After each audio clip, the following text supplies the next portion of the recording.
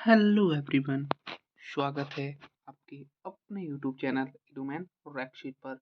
आज जो RRB NTPC का जो एग्ज़ाम हुआ है, यानी कि 18 मार्च की जो फर्स्ट शिफ्ट हुई है, उसका 100% एनालिसिस करेंगे। प्लीज़ वीडियो को लाइक और चैनल को सब्सक्राइब जरूर कर लें। आपका क्वेश्चन पूछा गया था कि उत्तर भारत में वर्षा का अधिक उत्तराधिकार यानी कि क्रमिकता क्यों दिखाई देती है। ऑप्शंस थे: ए समुद्र की निकटता के कारण, बी ऑप्शन था मानसून पवनों के आगमन और वापसी के कारण, सी ऑप्शन था पर्वतों की अनुपस्थिति के कारण, और डी ऑप्शन था तापमान के समान रहने के कारण, जिसमें करेक्ट आंसर था आपका ऑप्शन नंबर बी, मानसून पवनों के आगमन के और वापसी के कारण। इसका एकदम करेक्ट ऑप्शन था। इसी को एक्सप्लेन किया, इसको आप देख सकते हैं कि उत्तर भारत में वर्षा मुख्य रूप से दक्षिण पश्चिम मानसून के कारण होती है। जब मानसून हवाएं अरब सागर और बंगाल की खाड़ी से नमी लेकर आती हैं, तब वर्षा होती है। मानसून के आगमन और वापसी के कारण वर्षा एक निश्चित क्रम में दिखाई देती है। अगला आपका क्वेश्चन पूछा गया था कि इनमें से कौन सी नदी पठारी क्षेत्र में नहीं बहती है। यह क्वेश्चन आपके लिए पूछा गया था। चार ऑप्शन थे: ए गोदावरी रिवर, बी ऑप्शन था कृष्णा रिवर, सी ऑप्शन था कावेरी रिवर, और डी ऑप्शन था गंगा रिवर, जिसमें करेक्ट आंसर था आपका ऑप्शन नंबर डी, गंगा नदी, गंगा रिवर इसका एकदम करेक्ट आंसर था, जो पठारी क्षेत्र में नहीं बहती है। इसी को एक्सप्लेन किया, इसको आप देख सकते हैं कि गोदावरी रिवर, कृष्णा रिवर और कावेरी रिवर दक्षिण भारत के दक्कन पठार में क्षेत्र में बहती हैं, जबकि गंगा रिवर हिमालय से निकलकर उत्तरी मैदान में बहती है, इसलिए यह पठारी क्षेत्र में नहीं बहती है। अगला आपका क्वेश्चन पूछा गया था कि 1915 में सहकारिता किस गवर्नर जनरल से संबंधित है। ऑप्शंस थे: A Lord Hardinge, B option था लॉर्ड कर्जन, सी ऑप्शन था लॉर्ड माउंटबेटन, और डी ऑप्शन था लॉर्ड चेम्सफोर्ड, जिसमें करेक्ट आंसर था आपका option number B, option number B, Lord Curzon इसका एकदम करेक्ट आंसर था, यानी कि ऑप्शन नंबर बी इसका एकदम करेक्ट ऑप्शन था। इसी को एक्सप्लेन किया, इसको आप देख सकते हैं कि भारत में सहकारी आंदोलन का आरंभ औपचारिक रूप से 1915 में हुआ। इस समय लॉर्ड कर्जन के कार्यकाल के बाद लॉर्ड कर्जन ने सहकारी समितियों और कर्ज के माध्यम से किसानों की मदद को बढ़ावा दिया। इसका उद्देश्य कृषि और ग्रामीण विकास में सुधार करना था।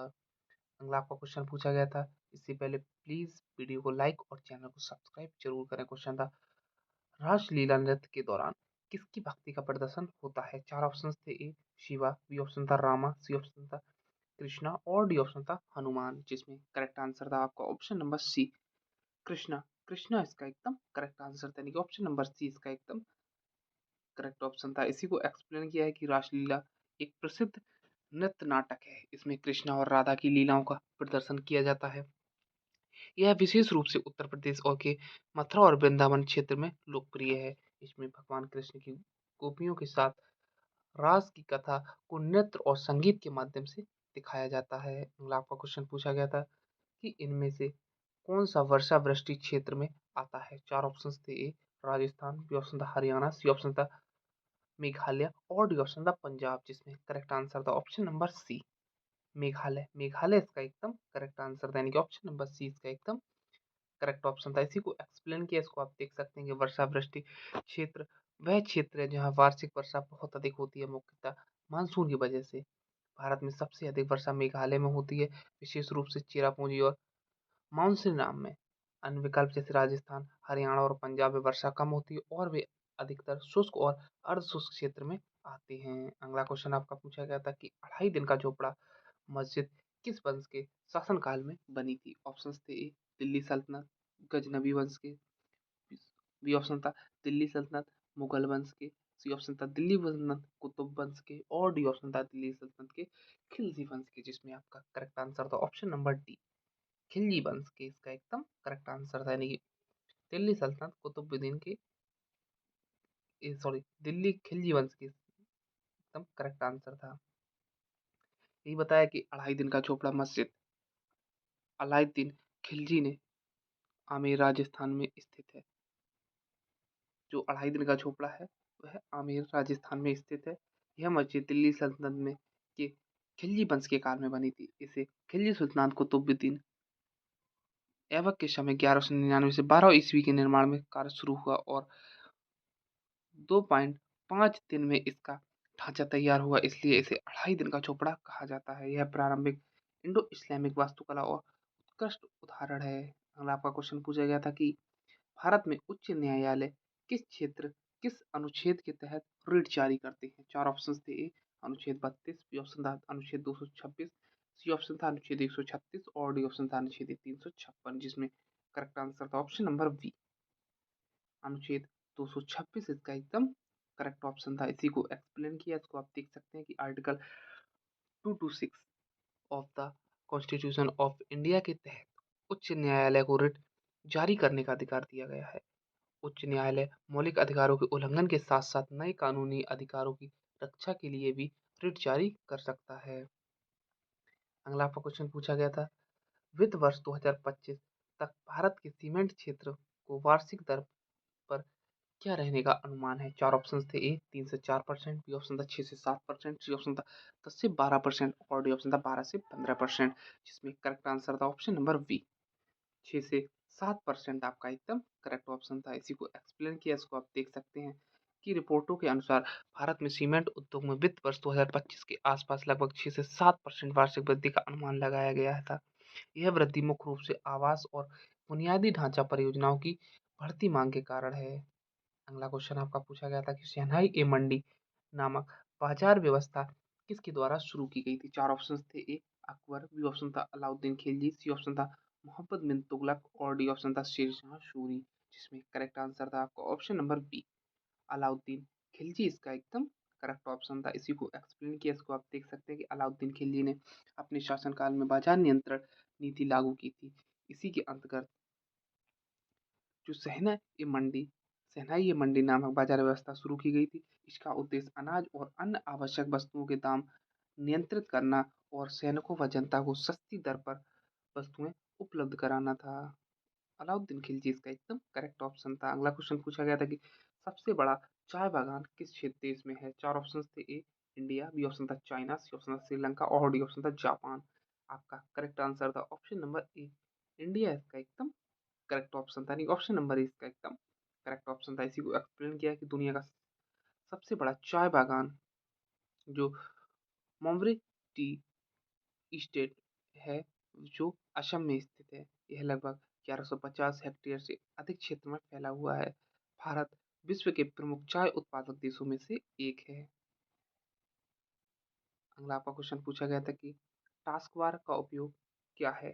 चार ऑप्शन थे। ए कंट्रोल पैनल खोलने के लिए, बी ऑप्शन था इंटरनेट ब्राउज करने के लिए, सी ऑप्शन था चल रहे प्रोग्राम और सिस्टम सूचनाओं पर जल्दी पहुंचने के लिए और डी ऑप्शन था फाइलें संग्रहित करने के लिए। आपका करेक्ट आंसर था ऑप्शन नंबर सी, चल रहे प्रोग्राम और सिस्टम सूचनाओं को तक जल्दी पहुंचने के लिए इसका एकदम करेक्ट ऑप्शन था। इसी को एक्सप्लेन किया, इसको आप देख सकते हैं कि टास्क बार स्क्रीन के नीचे स्थित एक क्षैतिज रेखा जो हॉरिजॉन्टल बार होती है, यह वर्तमान में चल रहे एप्लीकेशन दिखती है और उनके नीचे तेजी से स्विचिंग की सुविधा देती है। इसमें सिस्टम ट्रे भी होता है, इसमें जिसमें नेटवर्क, वॉल्यूम, बैटरी और समय जैसी चीजें सूचनाएं दिखाई देती हैं। स्टार्ट मेन्यू और क्लिक लॉन्च आइकन भी टास्क बार का हिस्सा है, जिसे एप्लीकेशन तुरंत खोली जा सकती है। अगला क्वेश्चन आपका पूछा गया था कि इसरो और सेमीकंडक्टर प्रयोगशाला जो SCL द्वारा अंतरिक्ष अनुप्रयोगों के लिए विकसित